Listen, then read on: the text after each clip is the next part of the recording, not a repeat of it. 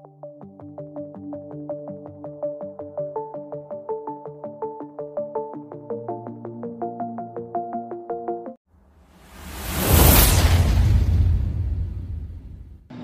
మనిషి చనిపోయిన తర్వాత గుండె, కళ్ళు లాంటి కొన్ని పార్ట్స్ని డొనేట్ చేసి కొంతమంది ప్రాణాలని మనం కాపాడగలుగుతున్నాం. మనిషి చనిపోగానే ఆ మనిషిలోని కణాలు కూడా చనిపోతాయి. కానీ ఒక వ్యక్తి 1950లో మరణించినా కూడా ఇప్పటికీ ఆమె సెల్స్ అంటే కణాలు బతికే ఉన్నాయి. అది ఎలాగో ఇప్పుడు తెలుసుకుందాం. ఆమె పేరు హెన్రిట్టా లాక్స్. ఈమె అసలు పేరు లారెట్టా ప్లెజెంట్. ఆమె పుట్టిన కొన్ని సంవత్సరాల తర్వాత ఆమె తల్లిదండ్రులు లారెట్టా ప్లెజెంట్ గా ఉన్న ఆమె పేరుని హెన్రిట్టాగా మార్చారు. ఈమె ఒక ఆఫ్రికన్ అమెరికన్. హెన్రిట్టా లాక్స్ ఆగస్టు 1వ తారీఖున 1920వ సంవత్సరంలో యుఎస్లోని వర్జీనియాలో జన్మించింది. హెన్రిట్టా డేవిడ్ లాక్స్ అనే వ్యక్తిని పెళ్లి చేసుకుంది. ఈ దంపతులకి 5గురు సంతానం.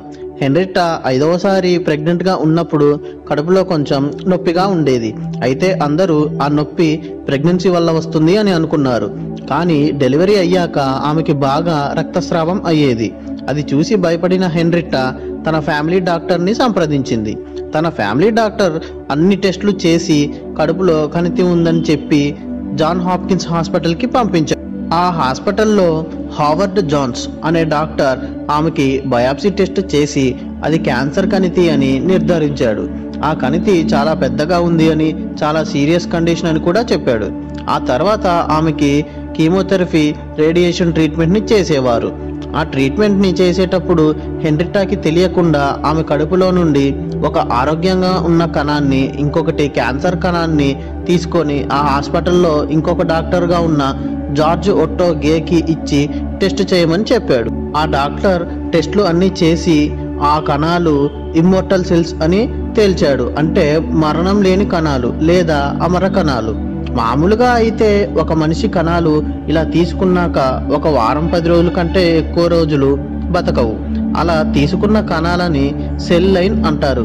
ఆ కణాల మీద పరిశోధనలు చేసి వివిధ రకాల రోగాలకు తయారు చేసిన మందులు ముందుగా ఈ కణాలపైన ప్రయోగిస్తారు.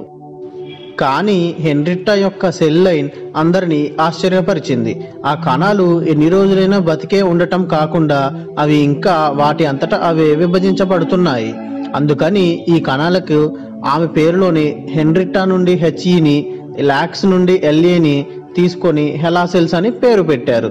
ఆ తర్వాత ఆ కణాలపైన చాలా పరిశోధనలు జరిగాయి. 1950లో పోలియో విజృంభించింది. ప్రజలందరినీ భయభ్రాంతులకు గురి చేసింది. పోలియోకి మెడిసిన్ని తయారు చేసే క్రమంలో ఈ హెలా సెల్స్ మీద చాలా ప్రయోగాలు చేసి పోలియో వైరస్ని ఎదుర్కొనే శక్తి ఈ హెలా సెల్స్లో కూడా ఉంది అని కనుగొన్నారు. అలా పోలియోని అడ్డుకోవటంలో హెలా సెల్స్ కీలక పాత్ర పోషించాయి. 1960లో హెలా సెల్స్ని స్పేస్కి పంపి అక్కడ జీరో గ్రావిటేషనల్ ఫోర్స్లో ఉంచి చూడగా భూమి మీద కంటే జీరో గ్రావిటేషనల్ ఫోర్స్లో ఎక్కువగా విభజించబడుతున్నాయి అని నిర్ధారణ అయ్యింది. అంతేకాకుండా హెచ్ఐవి, క్యాన్సర్ ట్రీట్మెంట్కి సంబంధించిన వైరస్ని అడ్డుకోవడంలో ఈ హెలా సెల్స్ ఎంతగానో దోహదపడుతున్నాయి. ఇంకా చాలా రకాల రోగాలకు మందులు తయారు చేసే క్రమంలో ఈ హెలా సెల్స్ మీద చాలా ఎక్స్పెరిమెంట్లు చేస్తున్నారు మన సైంటిస్టులు.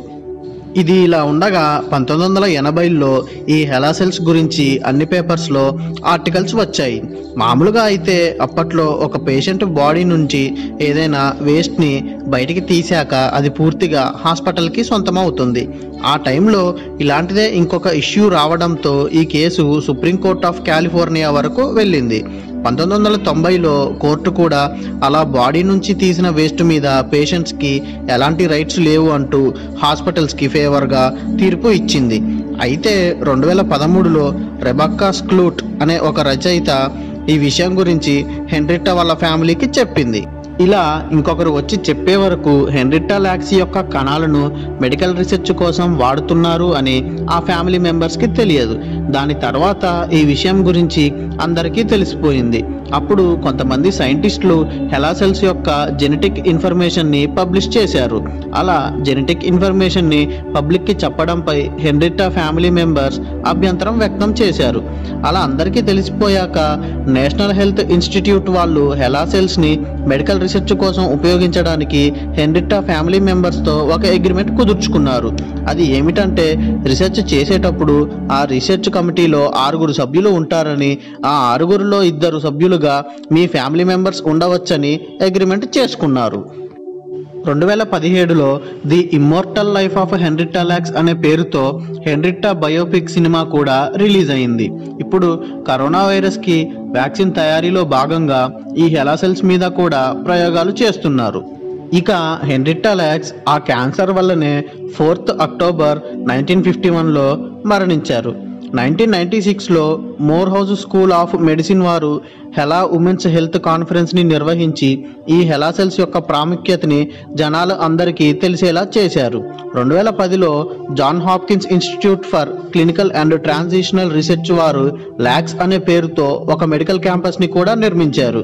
2017లో మెయిన్ ఆస్ట్రాయిడ్ బెల్ట్లోని ఒక చిన్న ప్లానెట్కి 359426 లాక్స్ అని హెన్రిట్టా జ్ఞాపకార్థంగా ఆమె పేరు పెట్టారు.